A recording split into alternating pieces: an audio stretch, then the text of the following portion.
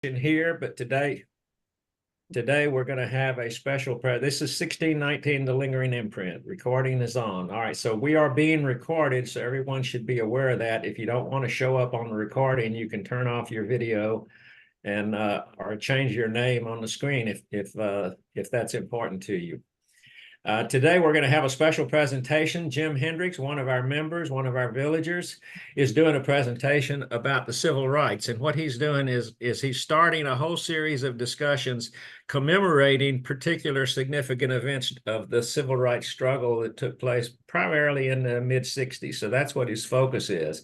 And today, he's going to begin the introduction of that with a story about the Little Rock, which he has a video for.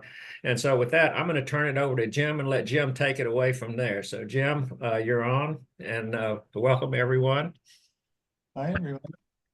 Am I on? Yeah. Hi everyone.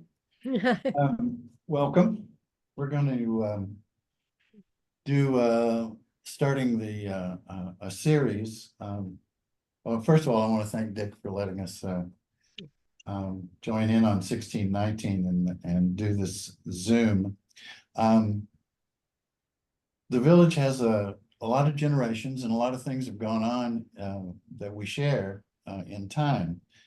And the things that were going on in the 1950s and 60s related to African American freedom and seeking more equality eventually got coalesced and became a movement. So we're starting what we're calling a civil rights movement series. We have three set so far. This is the first, and the format is that we're going to look at it. We're going to watch a documentary on a particular event today because of it's the 70th anniversary of Brown versus Board of Education of Topeka, that the Supreme Court desegregated schools across the country. And we're going to show a documentary about the forced desegregation of schools in Little Rock. And we're going to look at the 9 students who were brave enough and strong enough to endure being the first African Americans to be allowed to go to school with white children in Little Rock, Arkansas. This is 1957.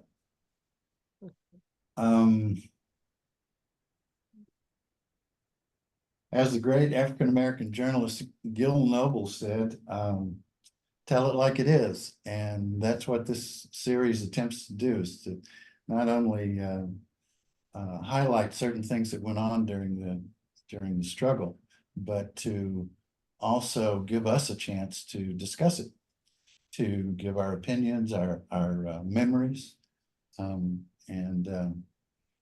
So after the video, after the documentary, we're going to have a time for some good discussion. And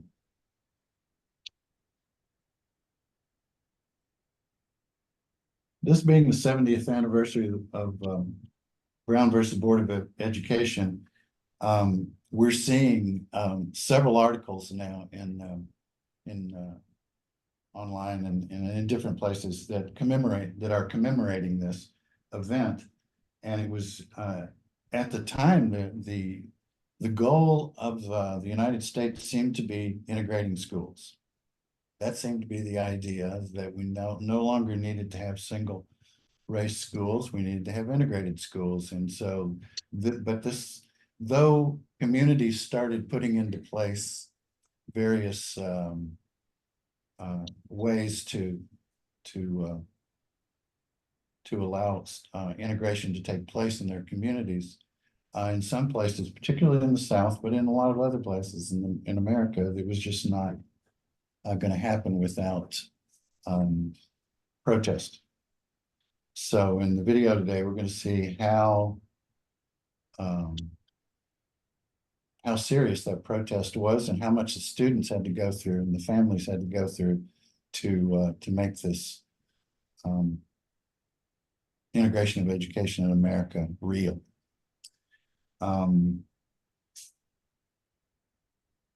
We have 3 events already scheduled on the calendar. Starting June 3rd, we're going to have an in-person civil rights movement event here at the Village at 1 o'clock. The in-person event will cover the Montgomery bus boycott, which many folks say started the modern civil rights movement. That's when, of course, Ms. Rosa Parks was arrested for not giving up her seat on a bus to a white man. And this started the folks of Montgomery, the African-American folks in Montgomery decided to take things into their own hands and boycotted the bus system for a year. And we're going to cover that and have a discussion on that June 3rd. Then on July 23rd, we have another event. Let's see, 26.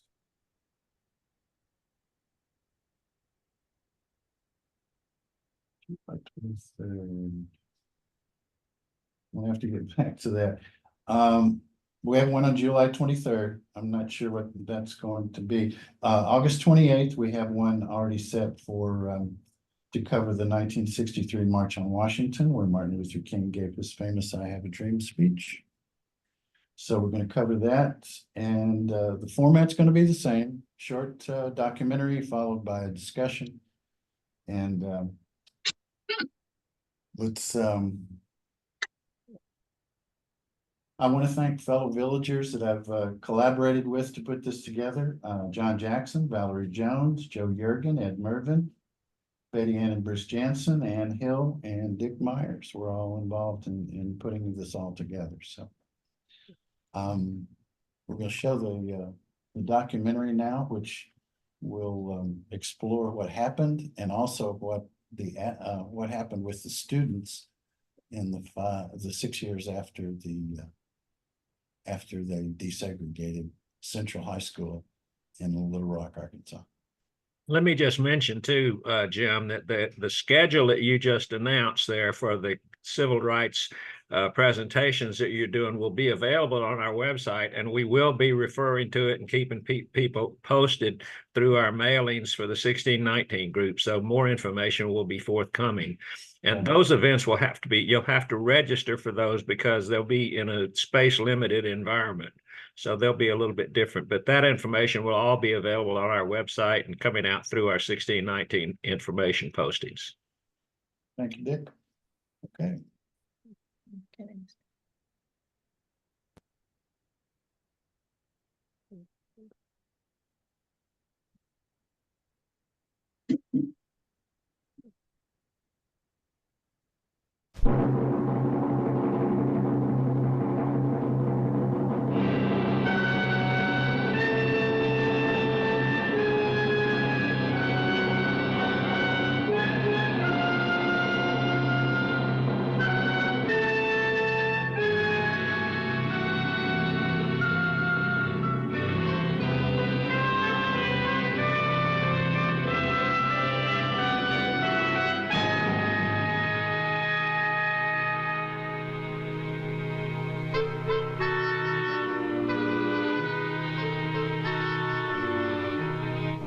Where do you begin?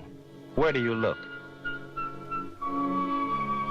Like an ancient battlefield, the ground is silent, though people still move in familiar places. Now on this field, Negro and white run together, remembering not how it was in Little Rock, Arkansas in 1957. Perhaps it is best for those today to look where they are going and not where they have been.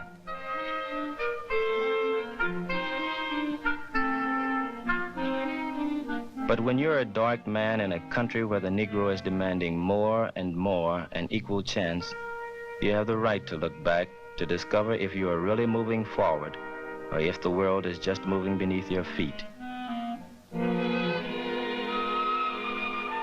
I have a special reason for looking back. My name is Jefferson Thomas, and I'm one of the 9 from Little Rock.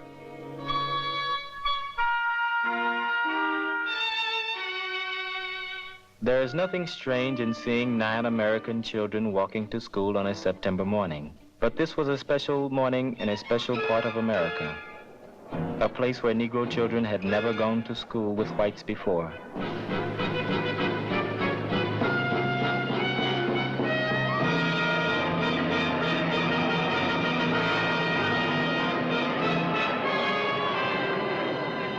Hatred is easier to organize than understanding, and there was a minority in our state who found it to their advantage to bring hate to Little Rock in 1957.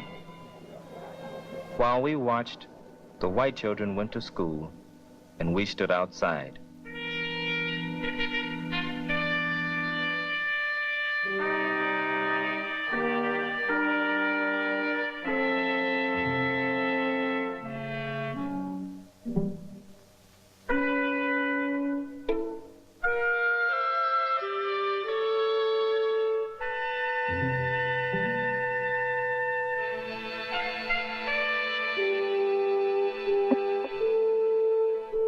We had been taught in school that we were a nation under law, and the law said segregation was wrong. Now we waited to see if our laws had meaning, or were just words in a book, or idle talk in a classroom.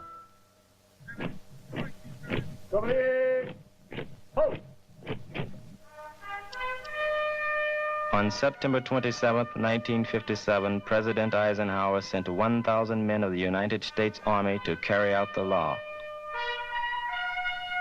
The Supreme Court of the United States had said, the entire strength of the nation may be used to enforce, in any part of the land, the security of all rights entrusted by the Constitution. And that included my rights and the rights of 8 other Negro Americans who wanted to go to Central High School in Little Rock, Arkansas. We were Terrence Roberts, Thelma Mothershed, Elizabeth Eckford, Ernest Green, Carlotta Walls, Melba Patillo, Minnie Jean Brown, and Gloria Ray.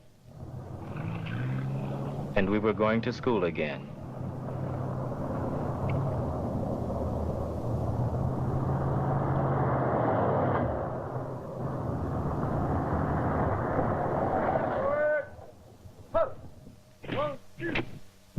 Obviously, in this town of 100,000, there were many who didn't like what was happening. But as we looked at the soldiers, we knew there must be millions of others who thought we represented something important.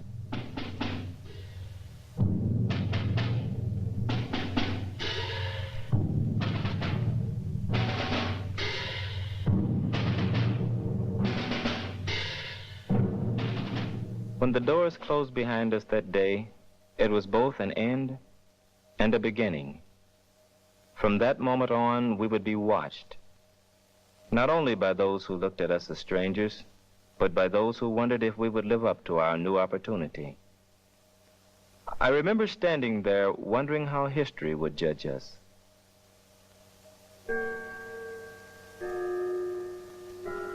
It's been 7 years since that first day. What has happened? Where have we gone? What have we done? I was the oldest of the 9, and perhaps the least serious. I came here to Southern Illinois University after graduation. At first, I thought I wanted to be a nurse, but I was too outgoing for that. Now I know I want to work in a newspaper, to be a journalist, and to write. More than anything else in the world, I want to write. This year, I took a job in the university newspaper. I work as a reporter, 20 hours a week after classes. There's no substitute for writing under pressure, to have to get the story out and to make it good. I remember the reporters who came from all over the world to cover the story of Little Rock. To be able to take a story like that and to put it into words is something I've always wanted to be able to do. Someday, I'm going to write a book about what happened in Little Rock. But first, I've got to learn more about writing and about the world. And you can do that best in school. Teachers like Professor Simon have helped me to grow up. He's a man who makes you want to go to school forever. But I'm going to work after I graduate. I've applied to 2 newspapers, and one has already offered me a job.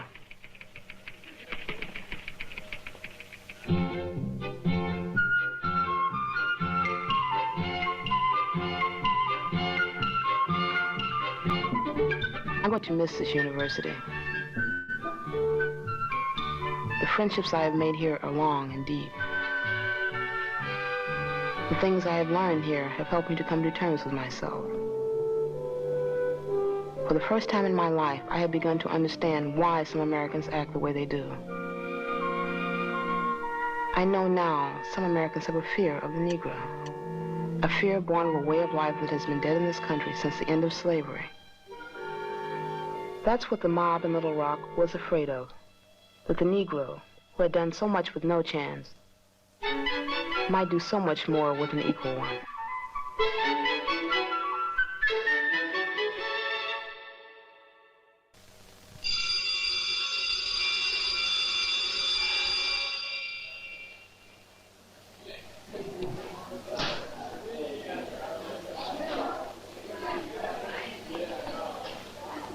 It's been 4 years since I stood in this hallway and watched the faces moving from class to class.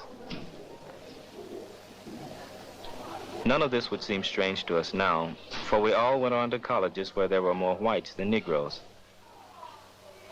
Except Elizabeth. She went to Central State College in Ohio.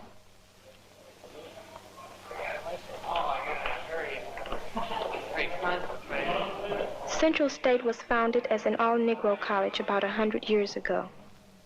Today, like most American schools, it is a mixture of Negro and white. When I entered high school, I thought I wanted to be a lawyer and then a teacher. And now, like most students, I haven't quite decided what I want to be. The world is a big place, and when I go out into it, I want to be sure I go in the right direction. If it hadn't been for that morning in September 1957, I could have gone into law or education and not thought much about it. I was frightened that morning. But I learned a great deal about people. Not only about the people who were there, but about the people who were not there. Like the politician who encouraged the mob. Like the thousands who suffered with me and wrote to me to tell me so.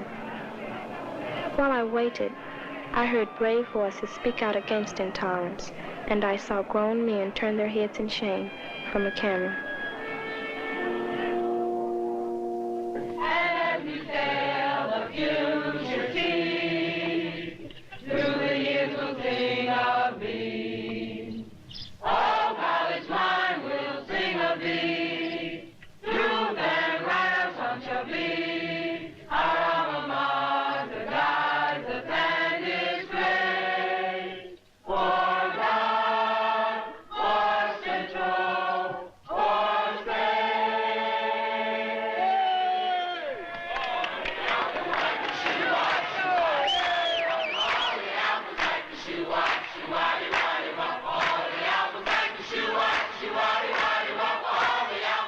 Central State is a Negro college that opened its doors to whites only 17 years ago. Today, 20% of the student body and faculty are white, and there are still Negroes who are against integration. The Negro is like most Americans, possessing no monopoly on tolerance, and hoping that the few, the uninformed, will not be confused with the rest of us.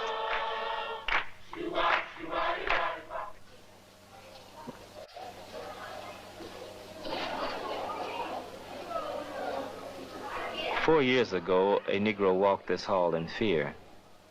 Some of the hate outside had come inside, and there were a few who tried to impose their will on the many. When we went up a stairway, we hung on to the railing. Can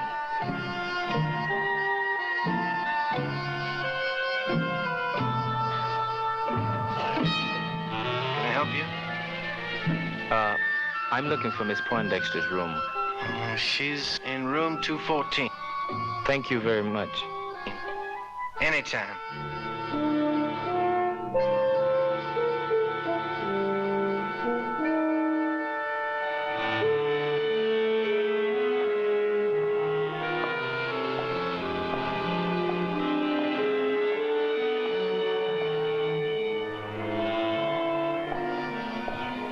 Thelma used to say the problems we had getting into this school were worth it. Just to be able to take courses from some of the teachers. It's not surprising so many students like Thelma wanted to go into teaching.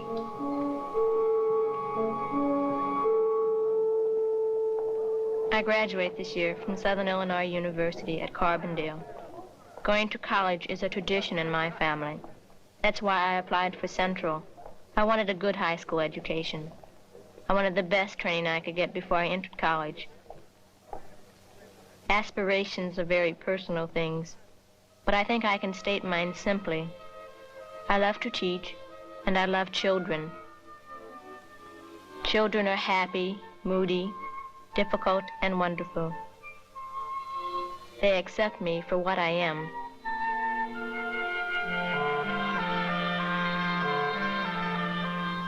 After I finished college, I want to apply for a job teaching in Little Rock. Maybe someday at Central High. I wonder what it'll be like.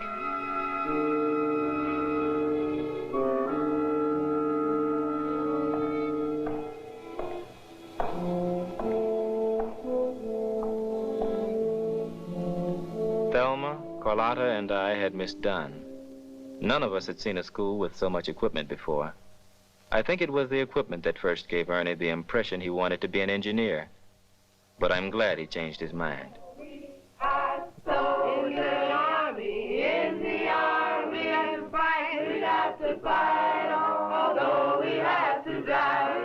After I leave Michigan State University, I'm going to work in the field of civil rights as a leader and an organizer. Even in the northern states, you'll find pockets of discrimination, like you do all over the world. But there's a tide rising against it, and I want to be part of it. We got to fight, oh, we have to die. We got to hold up the freedom banner. We got to hold it up. We got to hold it up. We got to hold it up. We got to hold it up. I came to Michigan State to study engineering. 3 years ago, I changed my mind. I decided I would rather work with people than with machines. Under Professor David Gottlieb, I received my bachelor's degree in sociology. Next week, I will receive my master's. I'm convinced that a white American can never fully understand what motivates the Negro's desire for equality. But the white American is becoming more concerned, especially my generation, and that makes tomorrow worth dreaming about.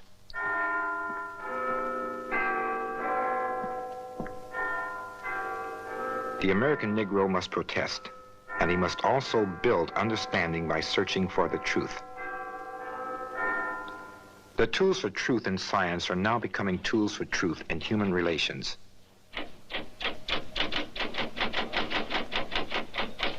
For the past 2 years, I have been compiling data on the aspirations of Negro and white children in a segregated community. Today, we are capable of getting answers that have real meaning, that carry the power of fact against those who would exploit rumor and prejudice.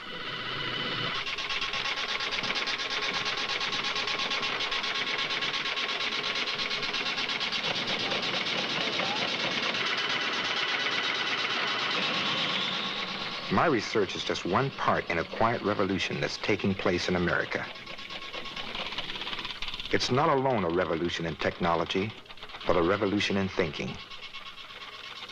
A revolution that says man, no matter how humble his birth, what color his skin, must be permitted to go as far as his mind and his aspirations will take him.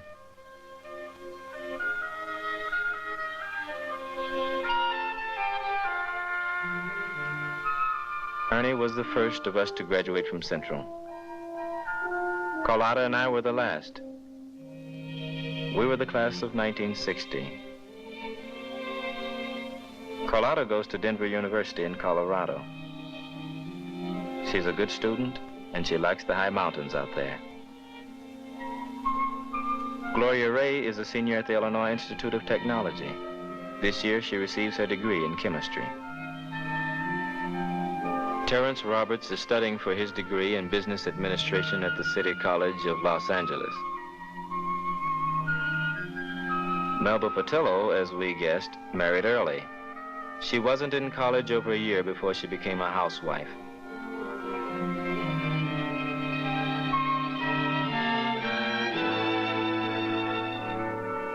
And me, this spring I take an exam to become a certified public accountant. That means I'm supposed to be qualified to keep track of profits and losses. I'm not sure I know enough yet to say what all this adds up to. I haven't counted all the victories since that first day we went to school here, but I know there's been at least 9.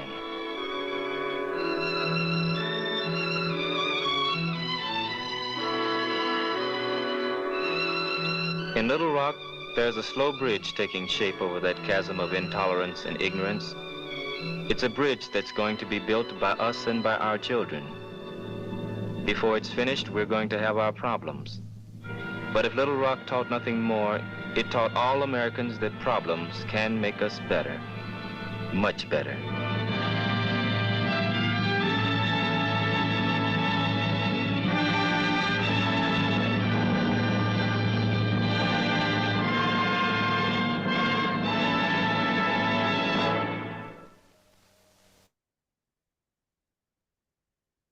Well, folks.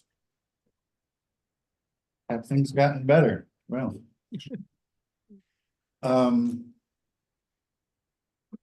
We can start the discussion, for anybody who Ladies wants. and gentlemen, Oh, I'm Carl T. Rowan.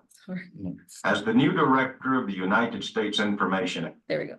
Sorry. We can start the discussion. I just wanted to upfront say that I went to segregated schools throughout elementary and up to the 8th grade in Kentucky. I was in the first high school class that got integrated in my high school, and there were problems, there were issues. It wasn't completely peaceful by any means. A lot of harassment from those African American students. My experience, I understand, I think is similar to a lot of us in that we went to segregated schools. So I would like to open it up. Anybody out there want to share their school experiences with us? This is Betty Ann. Hey, Betty Ann. Hi. I was going to say, well, first of all, about the Little Rock kids, because Terrence Roberts, who was one of them, was my neighbor here for 20 years in Pasadena, and a lot of you probably met him. He told me a lot of stories about what really happened.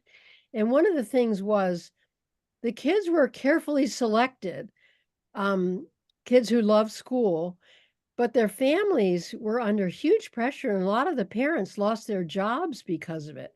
And we don't tend to realize the influence it had on the whole family. And I think Terrence, eventually their family moved to Southern California because of him being in the schools. And I think maybe his parents lost their jobs. And I know he ended up, they said he got a degree in business, but he ended up becoming a psychologist, a pretty well-known psychologist who spoke all over the country. But he told me a lot of stories about how bad the teachers were to the kids, not only the students. He was in a chemistry class and they always gave him equipment that didn't work. And but his father had a friend who had a lab that could teach him outside of school. And when he would come into school and know the answer to the experiments, the teacher told him that he was cheating and would fail him every time. So they just had a terrible time. But I was going to say, I grew up in a small town in Pennsylvania, in the suburbs, and we were always integrated, but your schools were only as integrated as housing was. And of course, housing wasn't very well integrated. So my town had a small black section in town, and those kids did come to school with us. There wasn't any other school. And we learned a lot. There weren't that many problems in our school. And what I remember is one of my good friends was one of the black kids whose name was Betty Ann, and we were the only 2 Betty Ann in the school. So I thought she was fantastic, and I used to go over to her house to play. What are other people's stories? My name is Melba. I grew up in Memphis, Tennessee, and I went to segregated schools all the way through high school.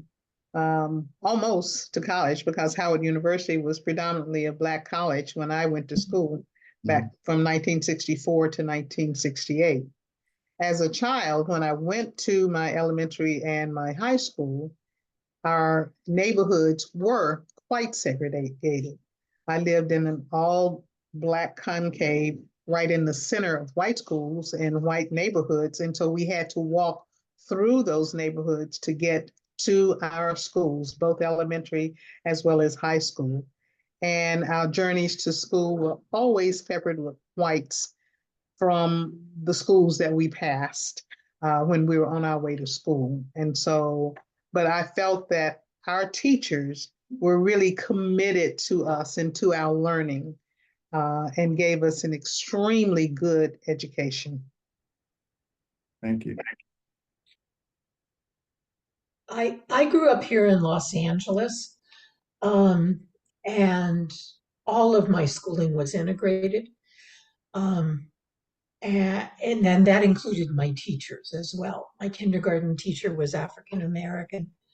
I had a first grade teacher who was Japanese American. But someone here mentioned our neighborhoods were not integrated. And that was very much what was happening here in Los Angeles. Schools may have been integrated, but we walked home to very segregated neighborhoods.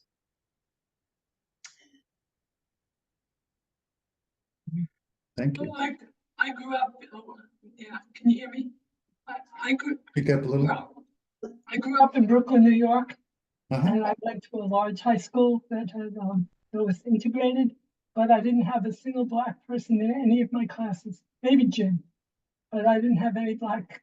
The only Black person I knew growing up was someone who took care of us when we were kids.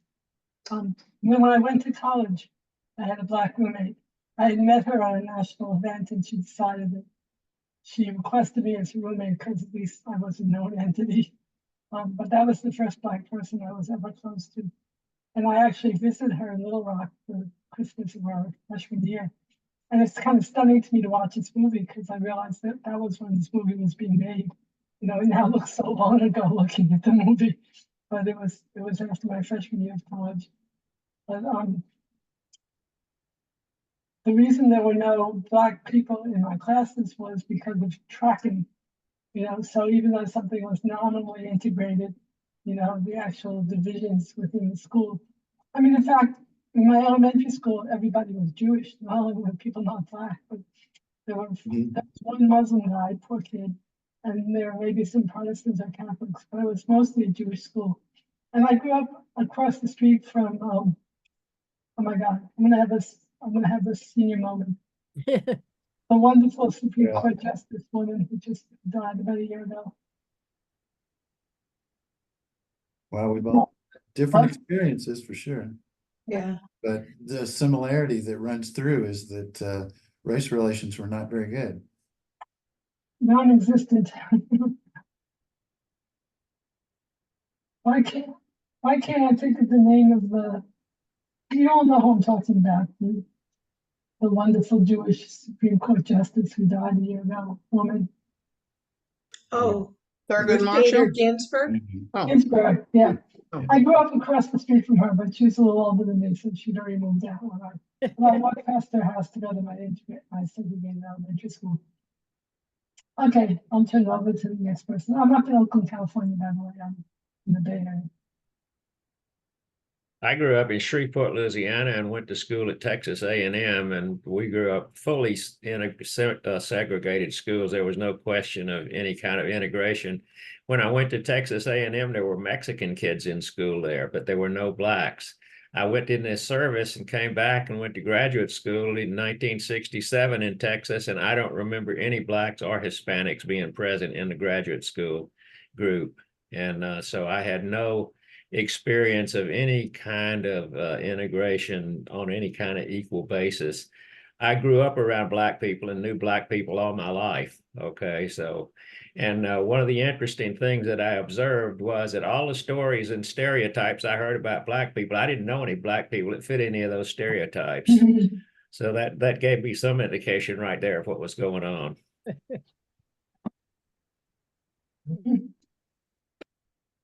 Anyone else want to share?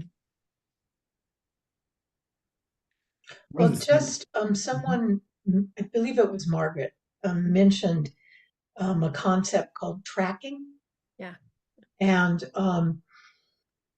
we did have tracking when I was in high school. And I had an experience where I programmed myself into the wrong track accidentally for a history. Uh-oh. And I did it strictly for convenience. It was a history class, it fit the time, whatever. And one of my teachers pulled me aside and said, "You should not be in this class because you're in here. You're going to be part of the teaching process." And so I guess what she used me for was to kind of bump the conversation to a different kind of a level. And in this class, I sat behind a young man who was always falling asleep, African American young man. And I asked him one time why he always fell asleep. And it turned out that he left high school and he went to work. So I made a deal with him. I said, "I will give you my notes and I'll give you a study guide test if you promise me you will absolutely study. I want you to class, and I understand that, you know, you're helping your family." And he did do that. He did do that. Yeah. It was an interesting experience. So when we think about tracking, this is what I remember about my friend Betty Ann. She was 1 year older than me, and she was tracked. Even though we didn't really have tracking in my high school, everybody was going to college, except probably the few minority kids were not encouraged to take the college prep classes. So when she graduated from high school, she couldn't get into college. And so my mother, who ran a nursery school, knew her and knew her family. She said, "Look, come and work for me in the nursery school." And so Betty Ann worked in the nursery school, and pretty soon mother said, "You know, you're really smart. You should be going to college." So she helped her take the classes that she needed, and then she helped her get into Penn State. And she ended up graduating from Penn State and becoming a teacher in the Swarthmore schools. Isn't that interesting? Wow. Absolutely fabulous. Let me give you a little extra on the Little Rock Nine. Of the 9, 8 are still alive. Oh, wow. They range in ages from 81 to 83. And all of them graduated from college except for the one that got married. yeah. So and if some of you may remember the Ernest Green story, was a movie, an early 90s movie, very good movie. Ossie Davis was in it, Ruby Dee, about the life of Ernest Green, who went on to become the Assistant Secretary of Labor under the Carter administration. So these folks did a lot, coming from the backgrounds that they did, and I just wanted us to be aware of that.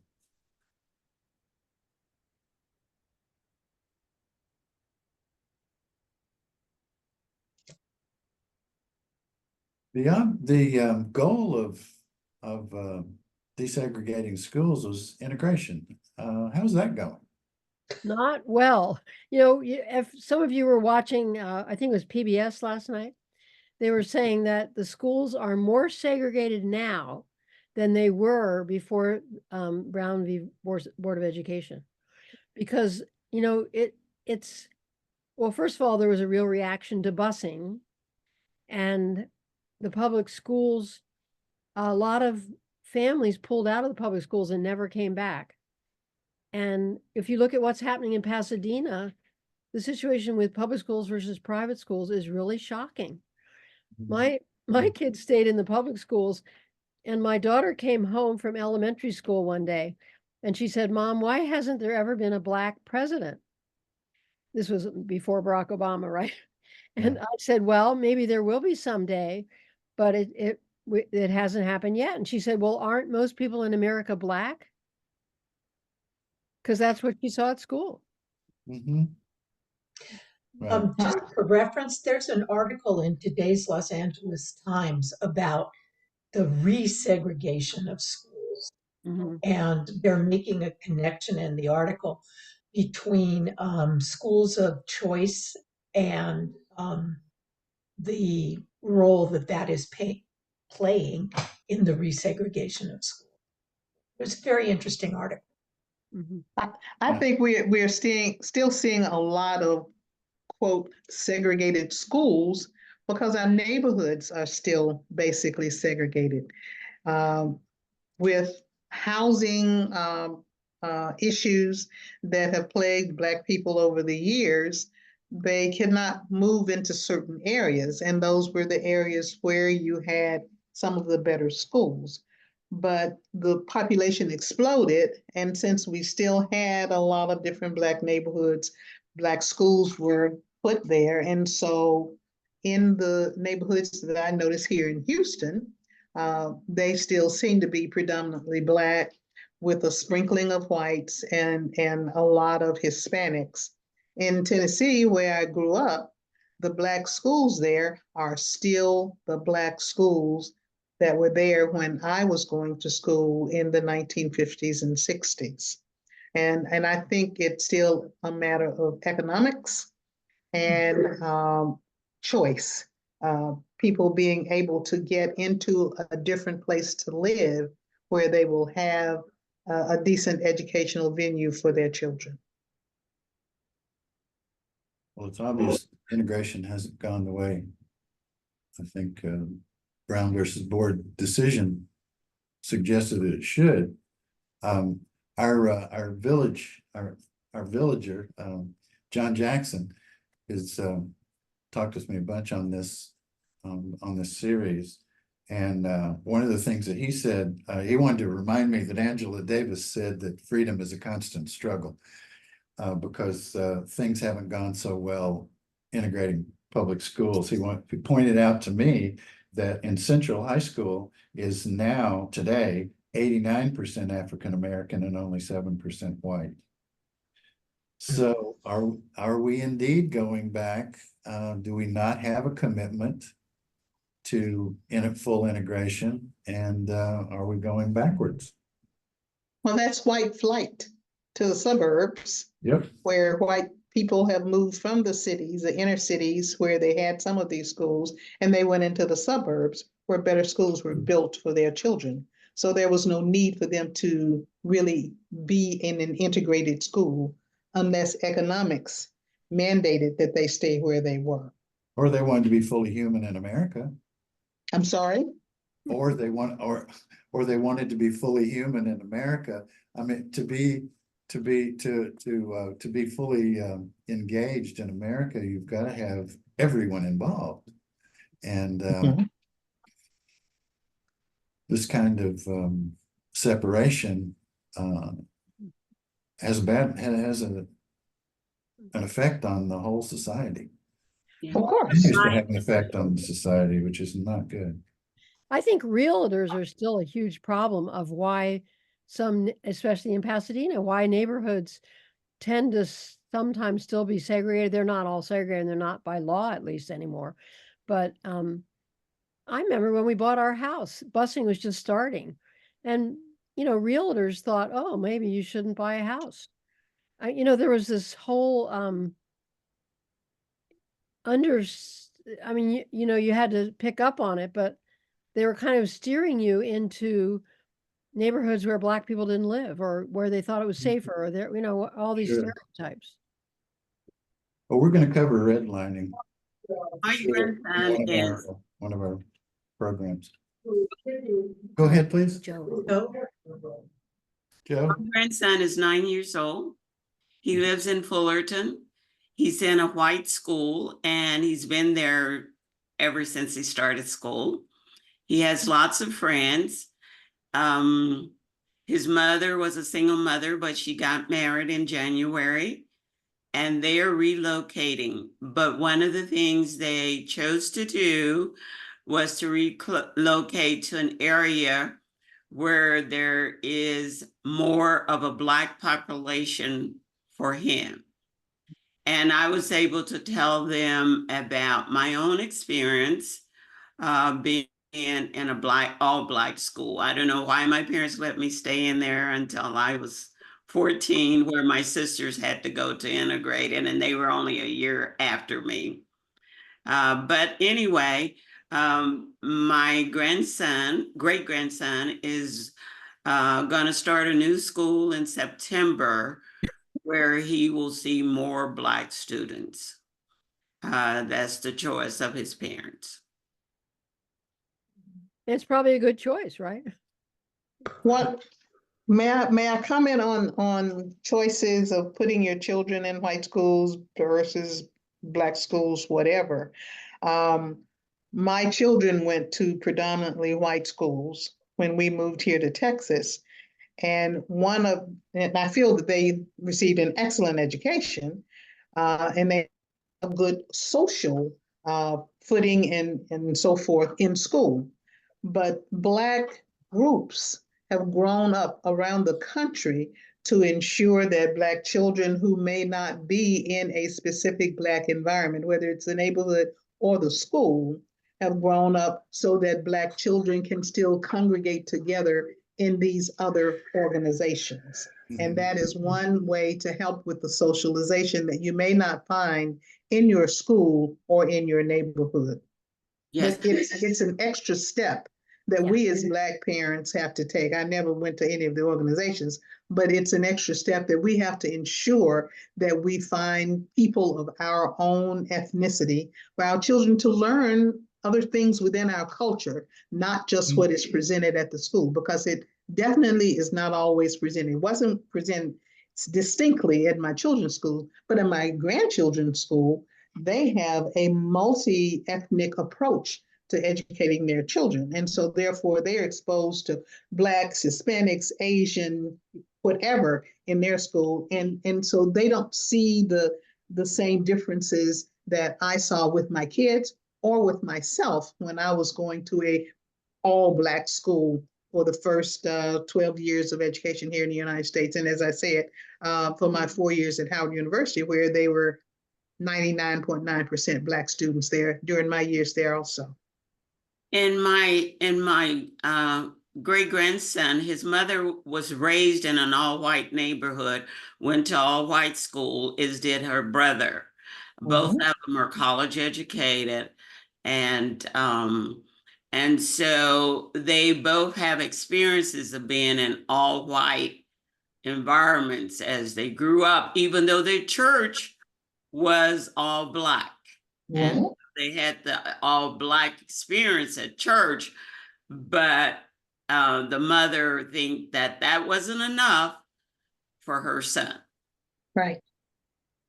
And I agree. And being a parent of kids going to all white schools, like in my daughter's classes, there were like 2, maybe 3 kids in their classes when they were in those elementary and high school years. I had to be a parent who was there because I could pick up on things that were negatively directed at my children that my children may not necessarily have picked up. I can give you one instance when my younger child was getting ready for all of the college interviews and so forth. And one of the guidance counselors had the nerve to say that she had put down Stanford and a couple other places on her educational list, but that may be a stretch. Well, my child is now a graduate of Stanford University. And so it's little things like that that they will throw out to try to dissuade you from being the best that you can be. And we as parents have to be present and allow them to say whatever they're going to say, but offset it so that our children don't get the negative effects of that, and let them know we are indeed watching what is happening with our children in these environments. Good point. That being have to be conscious to bring your own culture or background into the system, I think is symptomatic of what I call a Eurocentric society. America is European centered, which means white, Christian, and particularly English speaking. I mean, people whose native languages are not English will not have their culture represented in almost every school, for example. And when you talk about people of color, you have many different cultures. The largest minority right now, I believe, is Latino or Hispanic, which is a variety of cultures in there with Mexico, Puerto Rico, and so on. And we are yet, everyone pretty much speak English, and white European is the norm. Now, I was born in North Carolina, and I started out in a private school, and segregated, but our parents were educated. They wanted their kids to have a good education, and they got a good education. Then I moved to a public school in Morehead City, North Carolina. I went to a public school in West Virginia, a private school in Massachusetts, public school in Vermont, Episcopal parochial school in California, and went to a private, very good school in Vermont, wound up at the University of California at Berkeley.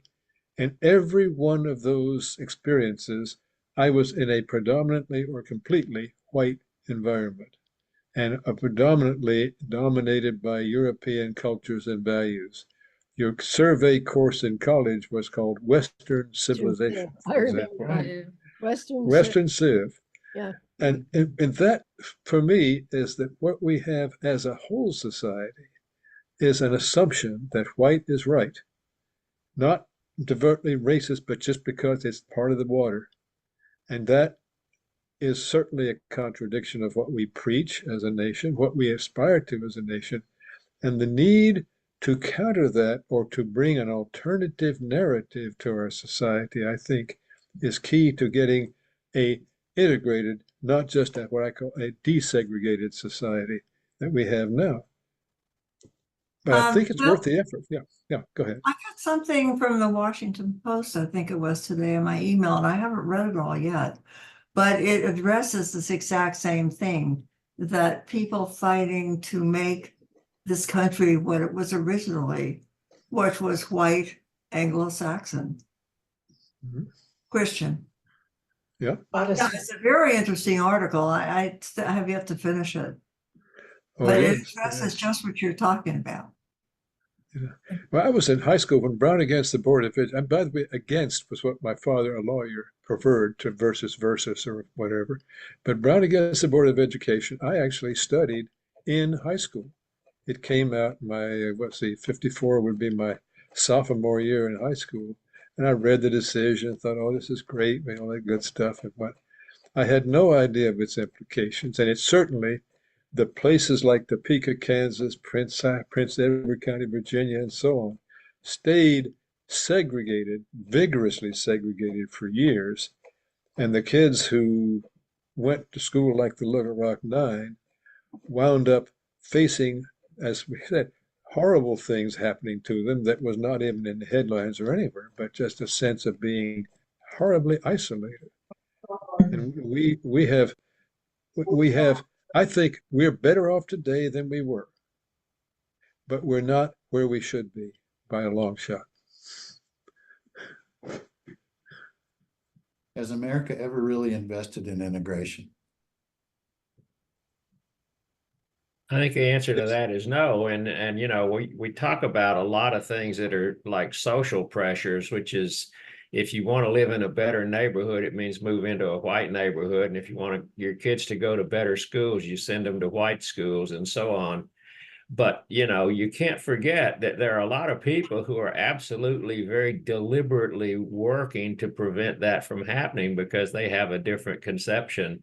And so, you know, that's always in the background of all of these social pressures. I mean, we're talking about institutional racism, and that's what the critical race theory is talking about, is institutional racism and the impact that that has. it makes it almost seem like a natural force, but these are not natural forces. These are policies that are deliberately put in place by a group of people who really don't want what we're talking about, what we consider ideal. And I want to comment on something that Sally just said about taking the country back to what it was a Christian nation. Our founding documents specifically did not want this to be a religious-based society, and they were looking for freedom of religion by creating a space that was free from religion. So the idea that we go back to being a Christian nation, which we never were according to the founding papers, is a fictional reconstruction by a group of right-wing people today who are trying to create a different reality. So I think we need to be careful about that language. Exactly. Yeah, but read the article. It's very interesting. And the other thing I just wanted to mention is when Black people have made their own nice neighborhoods, as in Tulsa, look what happened. Yeah, but the property value isn't the same. It's not. Yeah. Yeah. And when you were asking about integration not being where it was, and they started busing to make sure we could integrate schools, I think what they didn't do, the resources they did not put into the Black schools to bring them up to par with the white schools so that you could have universal integration of schools. If you had equal education and resources in all of the schools, then you wouldn't have to move from neighborhood to neighborhood if everybody had the same resources, the technological support, and the same teachers.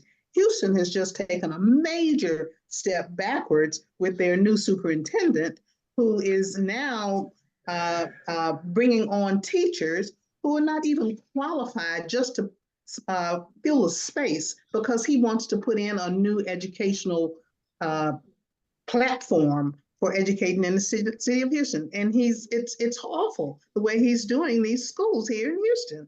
You know, my niece is a teacher in Houston, and she is almost ready to quit. It's so bad. And she teaches in a public Montessori school, and they have fabulous programs, pretty integrated, very interesting. And this guy is just a disaster. And the state has taken over the schools or something. Steps backwards. Yeah. Too bad. Well, what Melba said earlier about economics and race is very important. The very obvious thing is because Black families could not own good property and could not develop good loans, they were by race put at an economic disadvantage.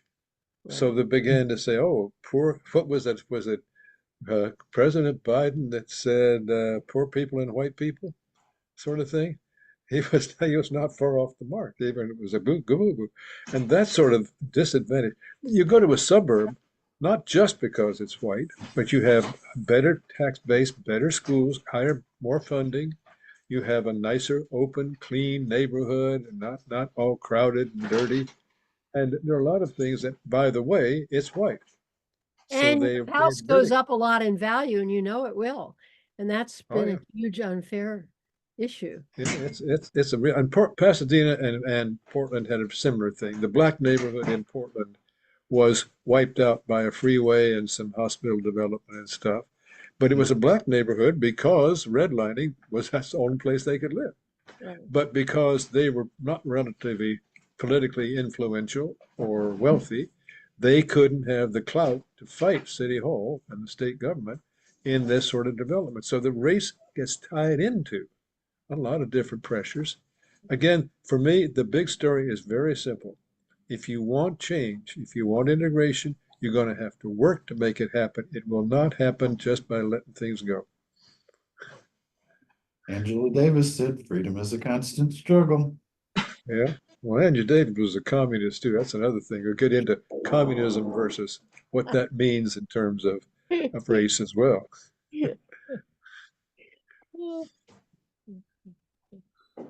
Most of the people who call her a communist couldn't tell you what communism is. Communism is, yeah.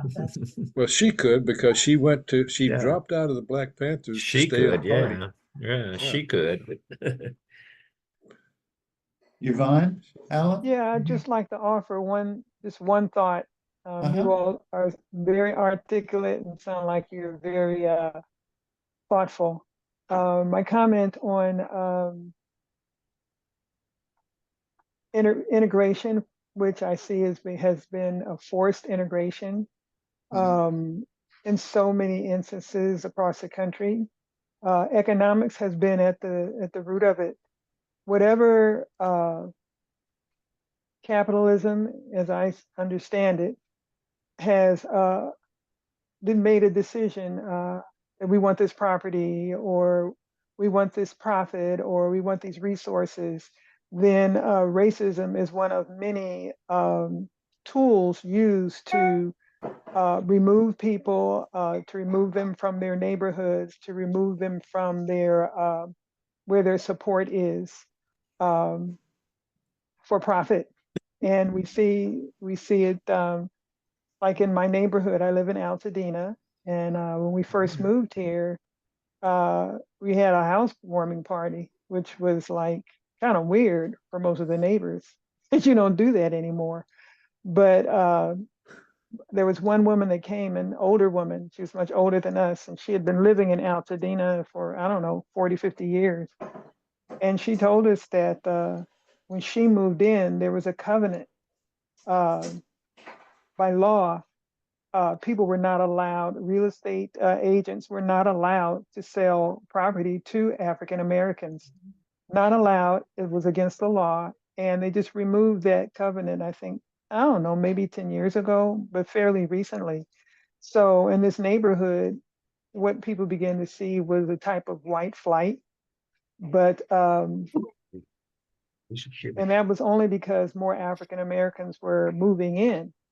But prior to that, if they had the money, they were not allowed to buy property in this neighborhood. And that's been the case all across this country. There's been so much violence perpetrated against people of African descent in their neighborhoods and cities, all, Allentown, you name it, so many places across the US where people had thriving homes, thriving communities rather. And, then someone decided, well, we want that property because we want to put a railroad through there, or we want that to be a transit corridor for commerce. So move those people out of the way. So those people lost homes, they lost their jobs, all means to support themselves and keep their communities cohesive.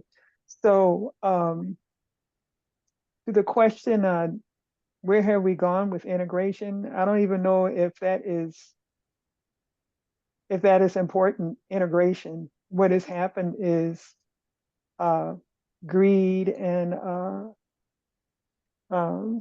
excessive desire for profit and ownership and so forth is what has preceded racism and segregation and so forth. To me, that's the coloring. But what has been behind it is, a way to acquire what someone else has and then prevent that someone else from thriving at all, ever. So that's my little piece on segregation versus integration. I don't know if that is even what we need to really be looking at, actually. Thank So you. I hear what you're saying with the coloring that you're talking about is green. That's exactly right. That's yes, that is what I'm saying. Yeah. The one point that I wanted to make is that also often when we think about should we integrate society or whatever, we always expect blacks to make all the effort. They're the ones that have to go to our schools, blah, blah, blah, as though they're supposed to make all the sacrifices to do stuff instead of us thinking, wait a minute, what should we be doing? So I think, it's this whole white superiority thing that's so frustrating to me, is that it's not on equal footing.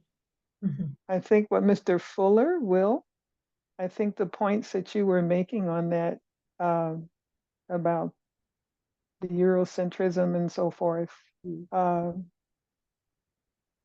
is significant. Yeah. I agree with that. I just read an interesting book called Poverty by America. And in that book, the author makes the case that poverty is something that is constructed within the society as a system of maintaining relative advantage. And of course, the idea of racism used as a tool for maintaining that poverty among a particular group of people. It fits right into the whole construct of people with relative advantage reconstructing the society in such a way that they maintain the advantage. Yeah. Okay, and that's an interesting concept. And now I'll comment on one other thing about that Will Fuller was talking about, the Eurocentric. I started a book some years ago called The Silk Road. And what this was about was non-European history of the world. And as I started reading this book, it was the idea just hit me like a hammer. Wow, everything I learned in school was Eurocentric. And now this book about the Silk Road was about all these other societies, the rest of the world, the bigger part of the world that had nothing to do with European history. As James Baldwin I learned a term. Race is really a white problem. It's not a black problem. Yeah. Yeah. Yeah. I learned a term the other day called the global majority, meaning the rest of the world. Right. The Silk Road. Right. Is there anything that we can do going forward to make things better? Integration wise, I suppose, is just narrow it to that. That we can make a better stand at bringing the races together. I think what we're doing is doing what we can here, because we can do small things here and there. And if enough people do small things, they become bigger things. Yeah, and one thing I think we can all do is when we hear people say things, speak up. You know, I remember I went to a baby shower or something when Barack Obama was running for president. And all these women were in this little clutch saying, did you realize he doesn't even have a birth certificate? And going on and on. Instead of just saying, well, I'm out of here, I just challenged them and they were shocked because, you know, people don't expect you to say what you think in a social situation like that. But I mean, don't let it go by. And same with realtors. And there are many times when white people could speak up and they think, well, it's kind of tacky or it's embarrassing or whatever, and they don't. So I think that's one thing we can all do locally. Well, this current superintendent in Houston is making white people speak up because white families have now started picketing, at least in this Rice area where he was getting rid of some of the teachers that they felt it was absolutely unfair of him to do. And they had never seen parents come out and picket the independent school district as they have been doing recently, since this man has been making all of these negative changes there. But I think integration we cannot put a hold on it and say we don't need integration. We do need integration of sorts, because you do have those people who feel that the Blacks, white, Hispanics, Asians shouldn't go to the same schools. But I still think that we need to put an additional focus on integration to ensure that the schools that we have all the necessary resources for the education of those children, because education is a key for success in this United States. If you're going to have an entire population, it has to. That's what I was about to say. Education of the entire population. The education is important, and that's what they're attacking now. You know, they talk about the books. They're banning the books. They're banning teaching of DEI. I mean, how can you ban something like that? But that's what they're doing. I mean, they don't want their kids to be educated into what has happened in the past. Yeah. They want them to only know what they're trying to teach them now. So we definitely have to change that education. And they need to hear education is important to know what has happened in the past. And that a lot of these people believe that Blacks are shiftless and lazy and they're not as intelligent, but they have been wealthy Black neighborhoods, areas that have been destroyed either through burning, sending railroads through them, changing even the architect, not the architect, but the look of the city, just to destroy those areas. There was an area in San Francisco where it was very diverse. Filipinos, Black, Asians, whites, everybody lived together and they socialized together. They went to school together. So the city handled that by plowing through that neighborhood. And now you go there and it's one of those, you know, those rich white kids that techies. Oh. Now you couldn't afford to live there. Right. You know, and I've kept a list of, and these are only the towns that I've heard about over the years. You have to know that there are a lot of places that we don't know about that have been destroyed. People have died that you don't know about. If you go to the museum in Alabama, Montgomery, Alabama, where Brian they have Stevenson. those, yes, of the names of all the people that have been lynched all over the country. Oh, yeah. And it's like that, those are only the names you know. There are a lot of people you don't know that are dead, just like in Gaza. We only know they say it's what, 40,000 now? I'm sure it's more than that. I mean, you can't get everybody's body underneath that rubble. So, you know, it's education. You can't force people to integrate. You've got to educate them first. Yeah. And I think like Betty Ann just stated, just talking with people, not to change a person's point of view. That's not your business, but it is your business to speak truth to what, you know, we don't want to say it, but it's a type of ignorance. Yeah. But to speak to that, you know, individually, because if people hear a conversation, they're engaged in a conversation, or someone makes a comment, and then you respond to it, you know, with directness, that sticks in that person's mind. And over time, you hear another conversation, and then eventually, hopefully, that one person begins to question their own logic.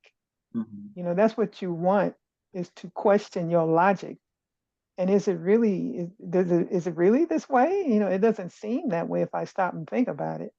These people don't seem to be this way if I stop and think about it. And that's a way to influence, you know, the way people hire, you know, the way someone may allow someone to get into a school, as opposed to maybe 5 years ago, that person would have said, no, I don't want any Black kids in this school, so I'm gonna do everything to prevent them from coming in.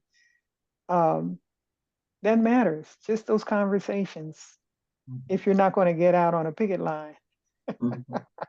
I want to pick up on that too, because one of the things that I've noticed, I've been in groups where you hear the kind of conversation that Betty Ann was talking about, picking up and people start talking. And if they don't hear anything different, they make the assumption that everybody agrees, and that reinforces it.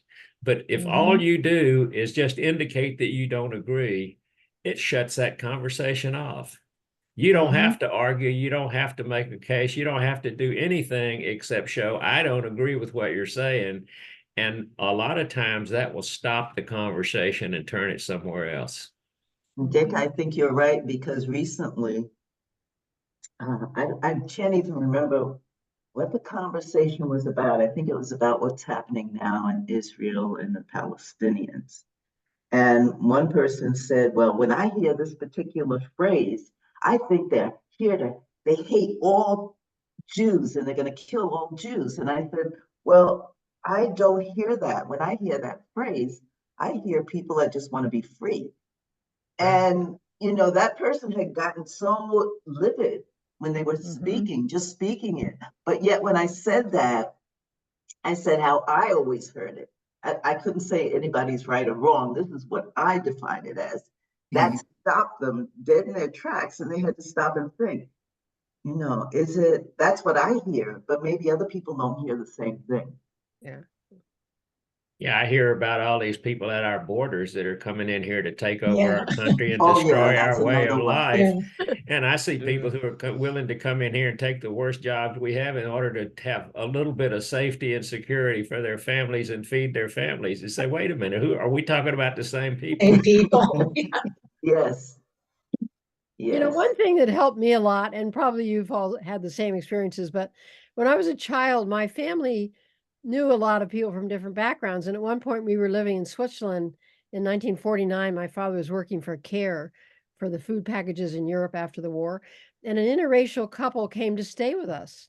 And the man was African American. He was very tall and a lot of fun, and he would like to carry us on his shoulders. And my parents, after they left, said, you know, they're living in Paris because as an interracial couple, they're not allowed to live in the United States in the state they're in. And that just completely got into my brain. And later, when I would be in conversations with people about interracial marriage or blacks are so terrible and stuff, I always, you know, if you can think of somebody you know and you know that's not true, that's how things get changed. And that's why it is so important that children learn to know people of other racial backgrounds, because then Yeah. they know it's not true. Mhm. I'm gonna have to turn it back to Dick here in just a moment. I ran across something on YouTube that really impressed me. It was a 1996 Oprah Winfrey program. And Oprah Winfrey, 1996, in which 7 of the 9 Little Rock students faced their tormentors in the audience. Their tormentors, some of which have been photographed yelling or video yelling at the students while they were trying to be while they were trying to integrate Central High School. Some of them, well, they were invited by Oprah. So we had this these white kids had grown up and now they were so ashamed of what they had done. Yeah. It made me think of these parents I'm now seeing protesting at schools all over the country because they don't want African American history taught, really. And so they're getting in the way of a more unified society. And I'm wondering what's going to, what in 20 or 30 years when these people come to their senses, is that going to be the same kind of thing? I hope that they can have a moment of clarity and get over themselves, but you know, you just never know. Yeah. You know, that's interesting because when you look at the movie, the documentary that you were showing, and you saw the people, and I've seen other movies that show the same thing, and you see the look on these people's faces and it's just how horrible. angry. And I wonder if they could look at this, like I'm looking at them if they could see themselves, What would they see? would they, you know, how ugly they look, would they be ashamed or what? Yeah, well, that's why you have to go back and see this Yeah. 1996 Oprah Winfrey show because they Yeah. really are mortified at what they did. Yeah. I bet they It's were. very, But, you know, it's gratifying to see. But it is, although I think that sets the importance of how people feel about things is hugely important in what they do, the emotion they show on their faces. And one thing I found with things like that, I first have to understand what's going on. I mean, somebody who says they want to shut down critical race theory or whatever, I can approach this how you don't know what critical race theory is. But I sort of, what do you want to get at this? What are you worried about? What's really happening? And see, can we do something about that and get away from this absurdity of getting rid of truth in history? But it takes a lot of effort. It takes, talking about emotion, hard work to face somebody like you, Han was talking about. You got to do it, but especially if white folks got to do it, but it's not easy. It's just worth it. It's work. The work I that wanted to white bring to people have everybody's attention, someone mentioned earlier on, you said that Melba Patillo was just a housewife. She wrote a book called Warriors Don't Cry. Okay? Great. Her name I is knew Melba that. Patillo, Beals, B-E-A-L-S is her last name now. And it's about her experiences as one of the Little Rock Nine. Wow. Well, have you read it? Yes. Some? Yeah. It has photographs in here and I read it maybe 2 years ago, something like that. But when you said she was just a housewife, she may be just a housewife, but she wrote a book about her experiences being Well, compared integrated to all the Central. other graduates, Right. she's just the only one. Several of them, of the 9 wrote books. Carletta Walls, Lanier's her married name, wrote A Mighty Long Way, My Journey to Justice in at Little Rock Central High School. Terry Roberts wrote a book, but it was in psychology. I'm not sure what that was. But let's see. Terry Roberts has Terry Roberts has spoken all over the country. He's a really popular speaker. He's a very good speaker. Yes. Probably a lot of you have heard him because when he lived here, he was so generous with his time. And then, unfortunately, they moved to Atlanta. I want to say something about the housewife comment because I listened to that in the documentary, and the guy that was speaking said she became a housewife. He didn't say she became just a housewife, but the construction that is in everybody's head is if you're a housewife, you're just a housewife. Exactly. And it's just an automatic thing. But I don't think that in the documentary that guy said just a housewife. He said she became a housewife. Right. I think you're with right, no Dick. implication. Okay, well, I just want to make sure everybody knew that she did she have wrote a a Yeah, publication. right. It's Thank you. called Very Warriors good. Don't Cry. So she was Okay. not just a housewife, right? Not that there's Thank you, anything so Melba. wrong with being a housewife, right? No, So nothing let's wrong with stick being a up. housewife, but Right, give let's the stick lady up her for that. props. That's right. Right. And if she was a housewife, what kind of kids did she raise? If she had children, Exactly. Right. you know, Yeah. And did she finish college? You could do both. you could do all that. You don't know what she did. We don't know. That's right. Well, to kick it back to you, Dick. Thanks everybody for showing up. Just want to remind you that on June 3rd, we'll be doing our first in-person civil rights movement gathering here at the village at 1 in the afternoon. And Jim, if you get that information to me, we'll certainly put that out on our mailing on 1619 and put it up in our blog post. And then it will also be represented on our website. So we'll get the information out so people can find out about it. Also, somebody, I think it was Jim, you quoted Angela Davis. I got a favorite Angela Davis quote that I like too. She said, "I'm tired of accepting the things I can't change. I'm going to start changing the things I can't accept." That's great. And I think that's a great quote, and I like to keep that in the front of my mind and see what I can do, a little bit I can do. There's another quote, I don't remember who this is from, but he said, "The man who did nothing because he could do so little is the greatest mistake he ever made." So Hey, can I ask? Oh, that's really good. Oh, I Hey, see. quick question, Jim. I thought I registered for the Civil Rights Montgomery bus boycott. I thought it was from 10:30 to 12. Are you saying it's at 1? Wait. Yes. What, the one on the 3rd? Yeah, Yeah, yeah, I might be wrong. I think it's from 10:30 to 12. Let me make sure. While So, you're Jim, looking at up, Melba Yeah, did graduate from Yes, you're right, college. 10:30 to 12. But look at 10:30 the to calendar. 12, yes. It's on the Be sure to look calendar. on the calendar. Oh, okay. It's on the calendar. Okay, good. Melba graduated It from is San 10:30. Francisco State University and with a graduate degree from Columbia's School of Journalism. Wow. Okay? You go, housewife. There you go. That's right. You and can't Jim, be both a housewife and just something else. would this be also on Zoom or recorded in some way? This presentation You is mean June recorded. the 3rd? But I know, but the one in the in-person on ones in 3rd June is won't be. I mean, we're not planning to make it a hybrid. okay.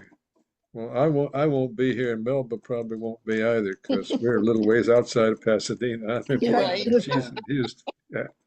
If we But can get the I wish you technology well. together, we'll be doing it in the future. All Because right. we want to get as many folks into this conversation as possible. Great. All right, well, thanks for participating, everyone. We welcome your participation. It's been a great conversation. Tell your friends about this group, and let's spread the word and keep things going. And the one other thing I want to bring up, Dan Patrick, who is the Lieutenant Governor of Texas, made a statement that I think was truthful, which is a bit of an anomaly, but in his case. But there was a big brouhaha recently, a couple of years ago, about the Alamo, and people were trying to teach something about what was going on at the Alamo and what was the basis of the Alamo.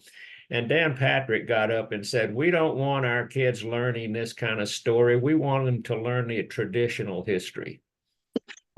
And so there he was in a very plain statement saying, "We don't want kids to learn the truth. We want them to learn the myth. We want them to learn the traditional history." So that was as plain and straightforward and as honest a statement as I've ever heard Dan Patrick make.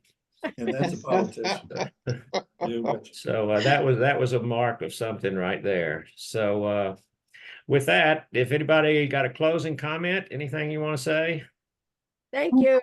Okay, look for us again, first and third Friday every month. First Friday at 10 a.m. Pacific, third Friday at noon. And we'll keep this going and try to come up with interesting presentations that keep the concept going. Just one quick one. I want everybody here, and those who aren't for show, take heart and give yourself a pat on the back, because you're here, you care, you want to do something, and you want to work at it. That in this day and age is a valuable commodity. And keep spreading it around. Yep. Yes. Yeah. Thank you. All right. Thanks for coming, everyone. We look forward to seeing you again. Stay well. Bye.